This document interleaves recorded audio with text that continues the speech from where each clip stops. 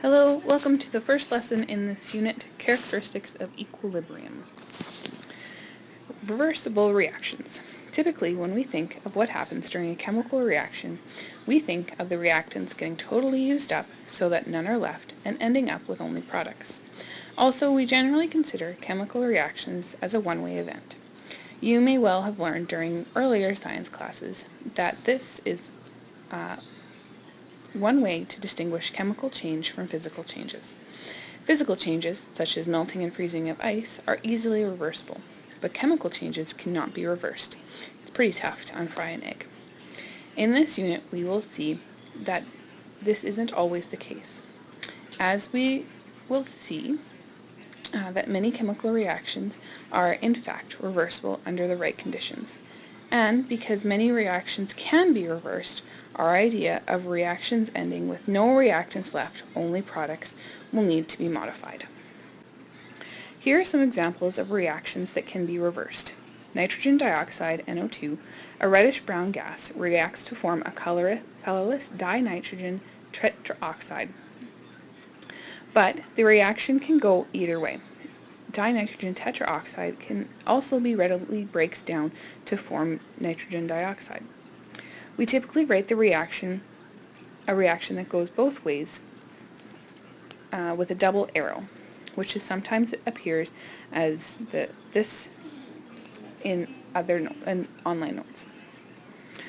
Because the reaction continues in both directions at the same time, we will never run out of either NO2 or N2O4.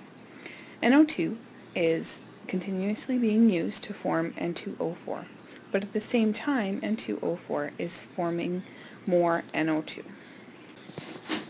Here are some more examples of reversible reactions. When hydrogen gas is passed over heated iron oxide, iron and steam are produced. The reverse reaction occurs when steam is passed over red-hot iron. We can write these two equations together as such. When we have a reversible reaction written in this way, we need to be able to distinguish between which way the reaction is heading. As written above in the third reaction, we would say the forward reaction, the iron oxide and hydrogen gas, the reactants produce the products iron and steam. During the reverse reaction, iron reacts with steam to produce products iron oxide and hydrogen gas. So the forward reaction in this is going this direction, the reverse is going this way. Something important to understand, the terminology. It's important to understand the terminology and to use the terms correctly. Does it matter which way we write our reversible reaction? We could write it this way. So yes, of course we can write it this way. Now the iron and steam are the reactants in the forward direction, and the iron oxide and hydrogen gas are the reactants in the reverse direction. Equilibrium. This is what we'll be looking at for the majority of this unit. Here's another example of a reversible reaction. Dissolving salt in a beak of water, described by this following reaction.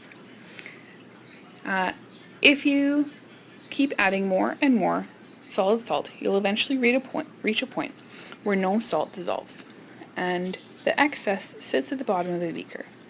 At this point, we have a saturated solution. Has the dissolving reaction stopped? It would appear so, but that's not the case. Wouldn't that be too easy? What happens in our saturated solution, which has reached a point of equilibrium, is that both the forward, so the solid turning into the dissolved salt, and the reverse, this dissolved salt turning into the solid, reactions are still going on, but at the same rate. This, in effect, cancels out any observable or measurable changes in our system. At the same rate that solid salt produces aqueous salt, the dissolved salt is recrystallizing to form solid salt.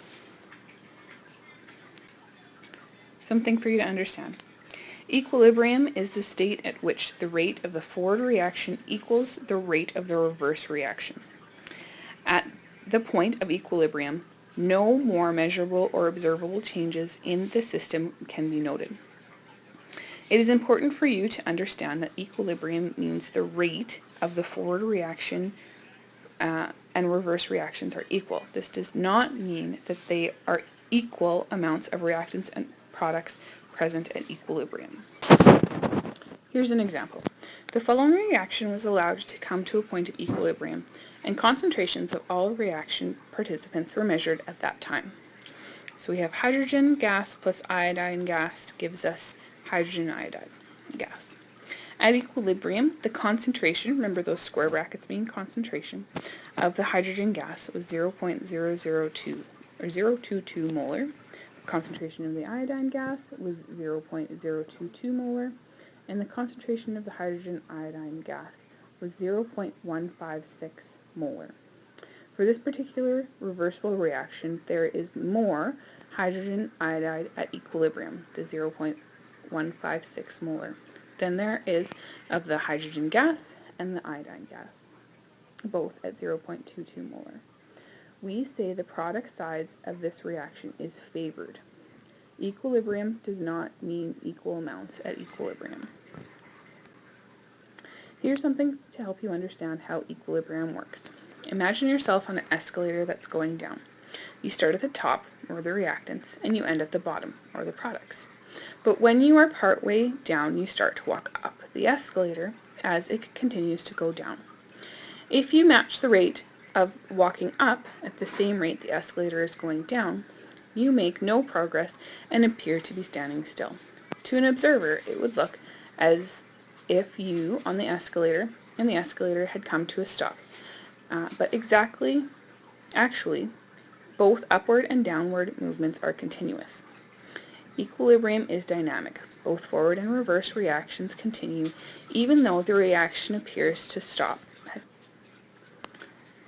And the equilibrium does not need to occur right in the middle of the two floors. You could be nearer to the top or nearer to the bottom, or anywhere in between when you carry out your reverse process. A closed system. In order for a reversible reaction to reach a point of equilibrium, the reaction must be carried out in a closed system, so no additional reactants can be added or products removed. If in our last example the product hydrogen iodide was removed as it formed, the reaction would never reach a point of equilibrium. Instead, the hydrogen and iodine gas would continue to react to produce hydrogen iodide until one or both of the reactants was used up. A steady state system. If reactants are continuously being added and products removed as they form, the system would appear to be at equilibrium because to an outside observer it would appear that the reaction has stopped, but that would not be the case. This situation with new materials constantly being added as products are removed is called a steady state system. A factory with an assembly line is a steady state system. New raw materials are constantly being added, finished products are removed. A campfire with wood being added to the fire is another steady state system. Be careful not to confuse steady state with equilibrium. Reaching equilibrium. How do the rates of the forward and reverse reactions change as the reaction heads toward equilibrium before it reaches equilibrium? If we start our above reaction, the hydrogen and iodide gas, and with no hydrogen iodide, the two gases will react at a certain rate, but remember, that rate of the reaction slows down over time. As the reactants get used up and lower their concentration, eventually, however, the amount of product, the HI, increases, and it will begin to producing hydrogen and iodide gas. Thus, the rate of the reverse reaction starts out slowly. There is no HI present, but will speed up as the concentration of HI increases. Eventually, both rates will level off, not always to the same level as shown by this example here. So if you look at the graph, it shows us the concentration of the forward reactants is going down as they're producing the hydrogen iodide gas. The concentration of in the reverse, so the hydrogen iodide going to the hydrogen ionic gas, is steadily increasing until we reach the leveled out. Alright, we'll see you in class tomorrow to work on your assignment.